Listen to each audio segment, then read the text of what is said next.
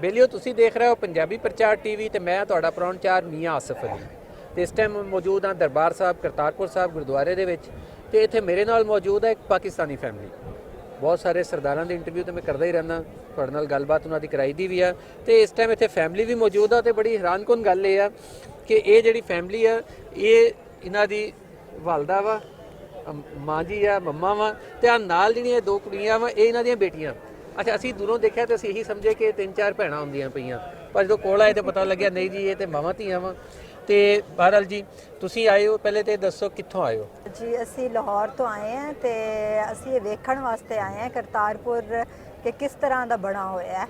तो बड़ा माशाल्लाह बहुत अच्छा, बड़ा साफ सुथरा और पाकिस्तान की बड़ी एक अच्छी कोशिश है जिहड़ी पाकिस्तान दे इमरान खान ने बनाई है सिखां वास्ते। बड़ा ज़बरदस्त एक क्या होंदे जिहड़ा ये गुरुद्वारे नूं बड़ा अच्छा उन्होंने नक्शा किया है और बड़ा साफ सुथरा उन्होंने बनाया हुआ है। बड़ा अच्छा हाँ, इंडियन लोगों ने मिल के भी बड़ा अच्छा लगे है और उन्होंने नाल असीं भरपूर तस्वीरां खिंचवाइयां ने, बड़ा मज़ा आया सानूं। अच्छा तुहाडी ते एक होर निस्बत भी है क्योंकि तुसी दस रहे सीगे कि बाबा फरीद दे पतन तो भी आए तो बाबा फरीद दे नाल तुहाडी निस्बत भी है, उन्हां दी लड़ी चों भी है। ते बाबा फरीद जिहड़े आ बिलियो तुहानूं पता ही है बाबा गुरु नानक देव जी दे पीर भी सीगे ते बाबा गुरु नानक ने सारी जिहड़ी तालीमात जिहड़ा फलसफा बाबा फरीद तो ही लिया। ते की ख्याल है तुहाडे ते ओह मुरीदां दा स्थान भी है? जी बिल्कुल, इसी वास्ते तो वेखण वास्ते आए हैं कि ये जगह जिहड़ी है वो किस तरह की बनी हुई है और इत्थे जिहड़े हैं वो सिख भाई जिहड़े हैं वो किस तरह की इबादत करते हैं और किस तरह का उन्हां दा माहौल होंदा है और उन्हां दी किताब क्या है और उन्हां दा क्या होंदे जिहड़ा फलसफा जिहड़ा सी मजहब दे बारे चो की सी।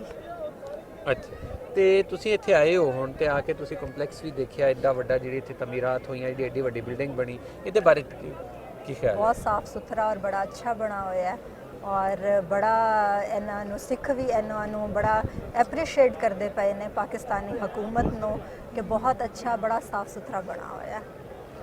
ਤੇ ਤੁਸੀਂ ਇੱਥੇ ਲੋਕਾਂ ਨੂੰ ਵੀ ਮਿਲੇ ਹੋ ਜਿਹੜੇ ਉਧਰੋਂ ਆਏ ਆ ਤੇ ਉਹਨਾਂ ਨਾਲ ਮਿਲ ਕੇ ਕਿਹਦਾ ਲੱਗਿਆ ਤੁਹਾਨੂੰ? बहुत अच्छा, बड़ा अच्छा भाईचारा जड़ा एक इंडियन चैनल्स जड़े ने एक गलत किस्म का सपोर्ट करते हैं तो उतों ये पता चलिया जो उन्होंने मिले हैं असी उन्होंने वेख्या है उन्होंने गल की है तो बड़े प्यार वाले लोग हैं, बिल्कुल इंज लगता जिवें साडे अपने क्या होंदे लोग हैं।